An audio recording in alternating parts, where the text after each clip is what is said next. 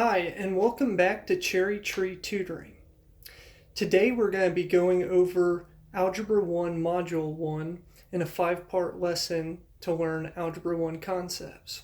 So buckle in, grab a cup of coffee, and get to work.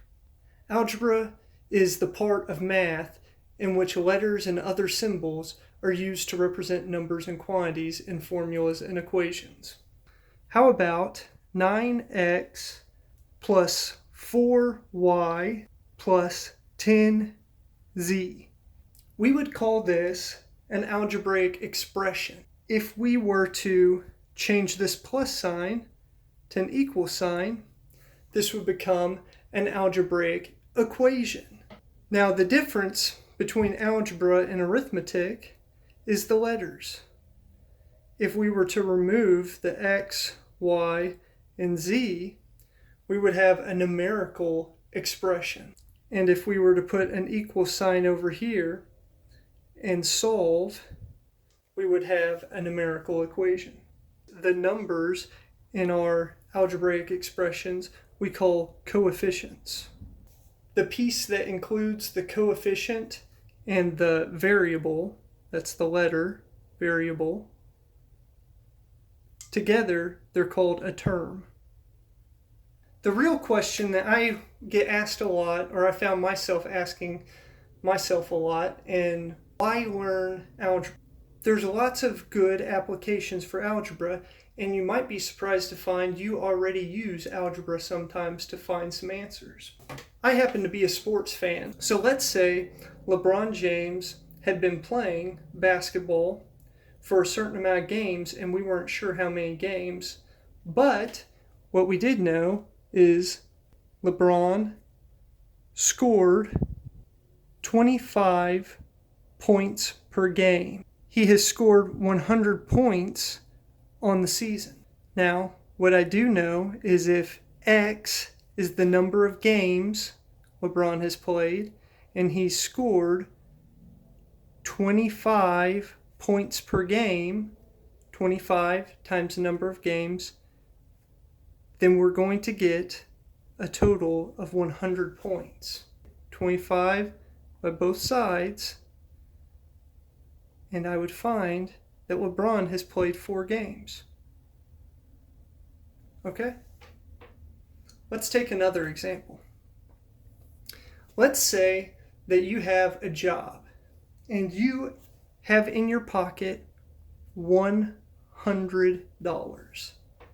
And at your job, you make $10 per hour. And you are saving up for a bicycle, and you need $1,000 for your bicycle. So the question you ask yourself is, how many hours do you need to work to save up $1,000? Well, so you make $10 an hour times X is the number of hours you want, plus you already have $100. And we know that this equals 1,000. So in order to solve, we subtract 100 from both sides.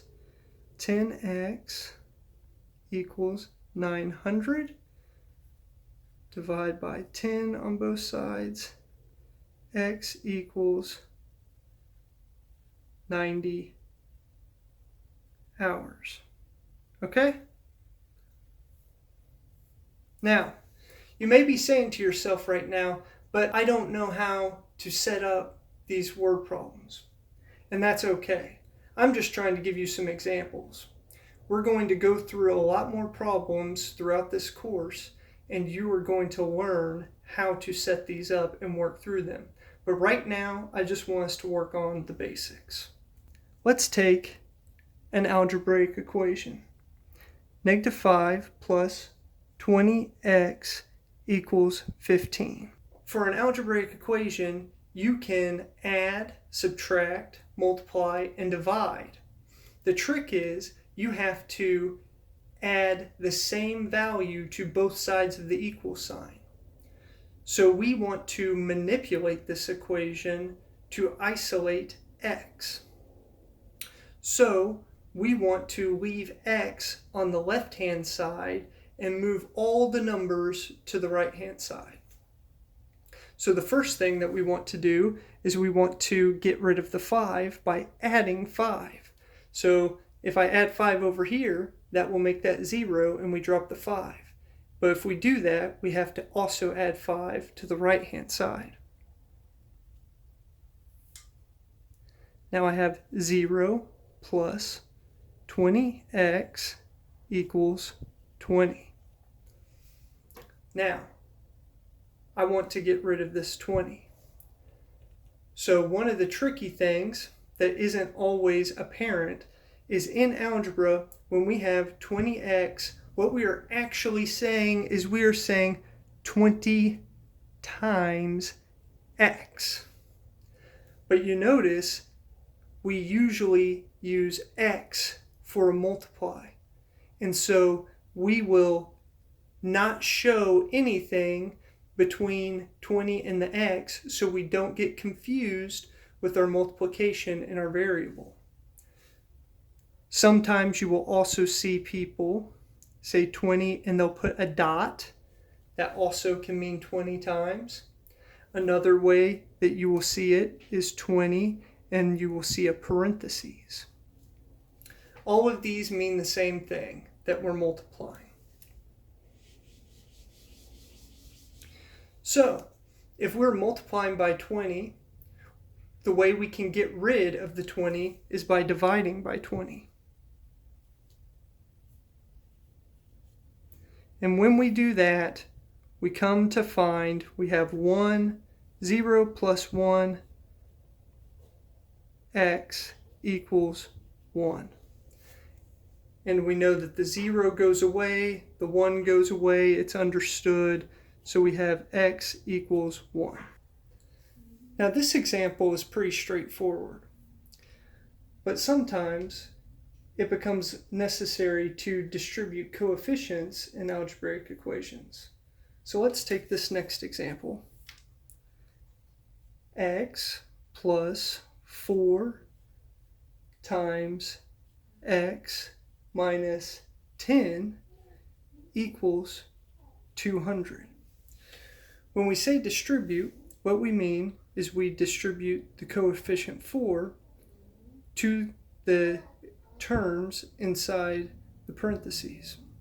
So x plus 4x minus 40 equals 200. Now that we've distributed, we can add 40 to both sides and add 1x plus 4x, and we get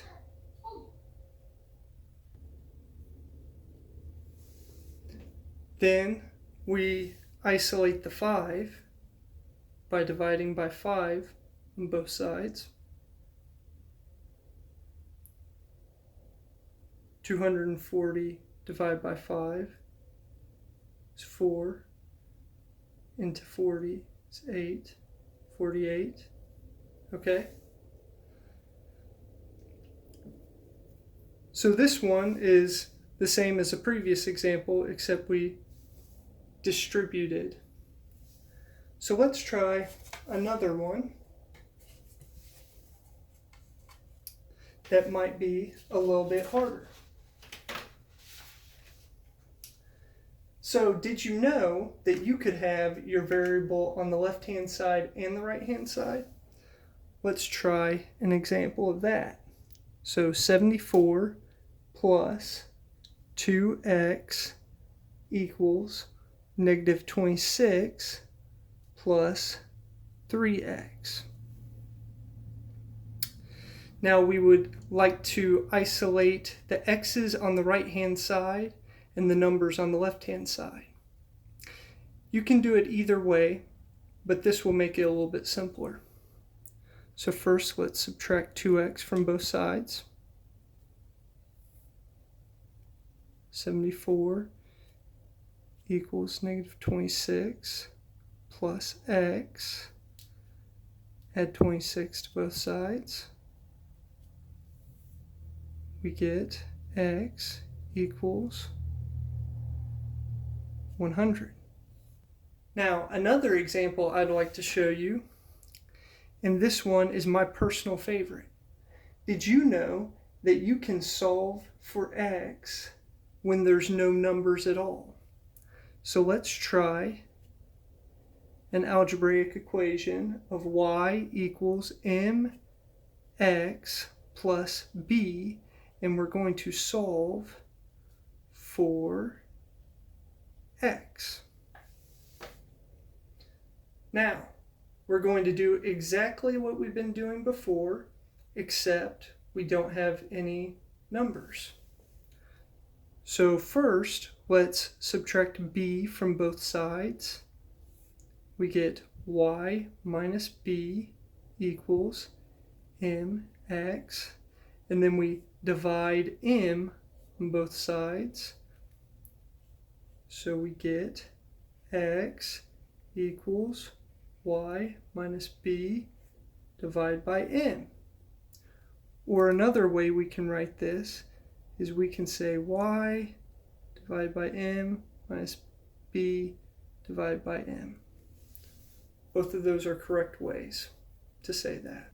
Another example I'd like to show you is sometimes algebraic expressions can have an inequality.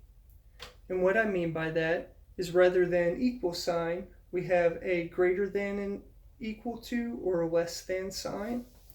In this example, we're going to have negative 10 times x minus 3 is greater than or equal to 40. Now, the way you solve these inequalities is exactly the same as what we've been doing, except you need to remember, major hint, if you multiply or divide by negative on both sides, you need to flip this from greater than to less than, or vice versa. Okay, so let's continue with this one. We have negative 10 x minus 3 is greater than or equal to 40. First, let's distribute the negative 10, so we get negative 10x minus 2 negatives equal a positive, so plus 30 is greater than or equal to 40. And we can subtract 30 from both sides. We get negative 10x is greater than or equal to 10. And then we're going to divide by negative 10. And remember, when we do this, we flip the sign. So we get x is less than or equal to negative 1. Okay? So that's going to conclude Module 1 of Algebra 1. This is a 5-part series. And so I want you to pat yourself on the back. You are 20% through Algebra 1. Now I want you to be on the lookout for some shorts for some practice problems, and I'll have follow-up practice problems. Please comment below with any questions you have or any feedback you have, and please smash the like and subscribe so that we can grow this channel. Thank you very much.